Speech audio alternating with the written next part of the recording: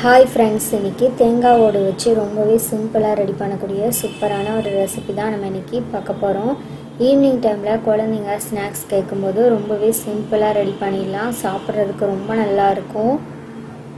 இந்த ரெசிபியை பார்க்கிறதுக்கு முன்னாடி இதுவரைக்கும் குக்கிங் அண்ட் டிப்ஸ் கஃபே சேனலை சப்ஸ்கிரைப் பண்ணாதவங்க சப்ஸ்கிரைப் பண்ணிருங்க.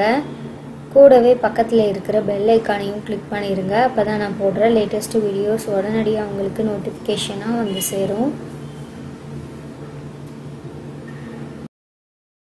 ஃபர்ஸ்ட் தேங்காய் பால் ரெடி பண்ணிடலாம். அதுக்காக நான் ஒரு மிக்ஸி ஜாரில் அரை மூடி தேங்காய் எடுத்திருக்கேன். நான் மீடியம் சைஸ் தேங்காயில் அரை மூடி தேங்காய் எடுத்திருக்கேன்.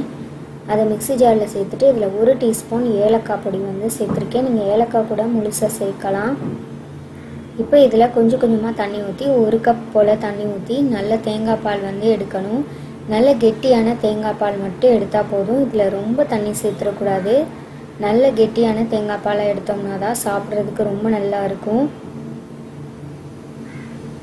இப்போ தேங்காய் பாலை வந்து நல்ல கெட்டியாக 1 கப் மட்டும் தண்ணி ஊற்றி நான் வந்து கெட்டியான தேங்காய் பாலாக எடுத்திருக்கேன். இதில் இனிப்புக்காக நான் அரை கப் நாட்டு சர்க்கரை சேர்த்துட்டு நல்லா இதாக கலந்துருக்கேன். நீங்கள் நாட்டு சர்க்கரைக்கு பதிலாக வெள்ளை சர்க்கரை கூட சேர்க்கலாம். நான் வந்து நாட்டு சர்க்கரை தான் சேர்த்துருக்கேன். நாட்டு சர்க்கரை சேர்த்துட்டு நல்லா இதாக கலந்துட்டோம்னா நமக்கு வந்து ஸ்வீட்டான தேங்காய் பால் வந்து ரெடி ஆயிரும். அவ்வளோதான். இப்போ தேங்காய் பால் வந்து ரெடியாக இருக்குது. இப்போ இது இருக்கட்டும். இப்போ இதை மூடி போட்டுடலாம். இது இருக்கட்டும். நம்ம மாவு வந்து ரெடி பண்ணிடலாம். நான் இந்த பால் பணியாரம் செய்கிறதுக்கு நான் 1 கப் ஃப்ரெஷ்ஷான இட்லி மாவை எடுத்திருக்கேன். இட்லி மாவு அதிகம் புளிப்பு இல்லாத ஃப்ரெஷ்ஷான மாவாக எடுத்துக்கோங்க. அப்போ தான் ரொம்ப நல்லாயிருக்கும். இதில் ஒரு 1/4 டீஸ்பூன் அளவுக்கு உப்பு மட்டும் சேர்த்துருக்கேன். சேர்த்துட்டு இதில் ஒரு 1/4 கப் அரிசி மாவு சேர்க்கணும். அரிசி மாவு சேர்க்குறதுனால நல்லா கிறிஸ்பியாக இருக்கும். சாப்பிட்றதுக்கு ரொம்ப நல்லாயிருக்கும். இப்போ இதில் கொஞ்சமாக தண்ணி தேவைப்பட்டால் மட்டும் ஊற்றி நல்லா கெட்டியான மாவாக இதை கலந்துடலாம். இது வந்து இட்லி மாவு பதத்தில் இருக்கணும். இப்போ மாவு ரெடியாக இருக்குது. நான் இந்த மாதிரி ஒரு தேங்காவோடு வச்சு தான் நான் இந்த பால் பணியாரம் வந்து ரெடி பண்ணியிருக்கேன்.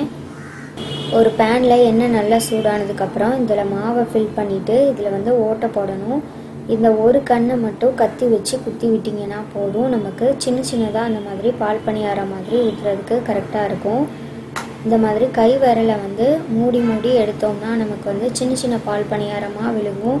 சாப்பிட்றதுக்கும் ரொம்ப நல்லா இருக்கும். இப்போது இந்த மாதிரி கை விரலை எடுத்து எடுத்து வச்சிங்கன்னா போதும். நமக்கு அழகாக குட்டி குட்டியான பால் பணியாரமாக விழுகும். பெரிய ஓட்டையாக போட்டுறக்கூடாது. இந்த மாதிரி சின்ன சின்னதாக இருந்தால் தான் ரொம்ப நல்லா இருக்கும். இப்போது 2 பக்கமும் நல்லா கிறிஸ்பி ஆனதுக்கப்புறம் நம்ம வந்து ஒரு டிஷ்யூ பேப்பரில் மாற்றிடலாம். இது ரொம்ப கிறிஸ்பியாக விட்டுறக்கூடாது. இந்த அளவுக்கு இருந்தால் போதும். பொன்னிறமானால் போதும். இப்போ எல்லா பால் பணியாரத்தையும் இதே மாதிரி நான் பொரிச்சு எடுத்திருக்கேன்.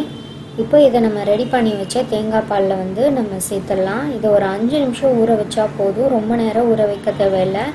இதை ஒரு 5 நிமிஷம் ஊற வச்சுட்டு சாப்பிட்டோம்னா சாப்பிட்றதுக்கு ரொம்ப சூப்பராக இருக்கும். நமக்கு நல்ல ஒரு சாஃப்டான ஒரு பால் பணியாரம் வந்து ரெடி ஆகிட்டு, நம்ம இந்த தேங்காய் பாலில் ஏலக்காய் பொடியெல்லாம் சேர்த்துருக்கிறதுனால இதில் நல்லா இறங்கி சாப்பிட்றதுக்கு ரொம்ப நல்லாயிருக்கும். இதை ஒரு 5 நிமிஷம் ஊற வச்சுட்டு நம்ம உடனே எடுத்து சர்வ் பண்ணிடலாம். ஈவினிங் டைமில் குழந்தைங்க ஸ்வீட்ஸ் கேட்கும்போது இந்த மாதிரி சூப்பராக ஹெல்த்தியாக வந்து நம்ம செஞ்சு கொடுக்கலாம். இதை ஒரு 5 நிமிஷம் ஊற வச்சதுக்கப்புறம் எடுத்து சர்வ் பண்ணிடலாம். ரொம்ப நல்லாயிருக்கும். இந்த செட்டிநாடு பால் பணியாரம் ரெசிபியை கண்டிப்பாக எல்லாருமே ட்ரை பண்ணி பாருங்கள். இந்த ரெசிபி உங்களுக்கு பிடிச்சிருந்ததுன்னா இந்த வீடியோவை மறக்காமல் உங்கள் ஃப்ரெண்ட்ஸ் அண்ட் ஃபேமிலியோடு ஷேர் பண்ணிக்கோங்க.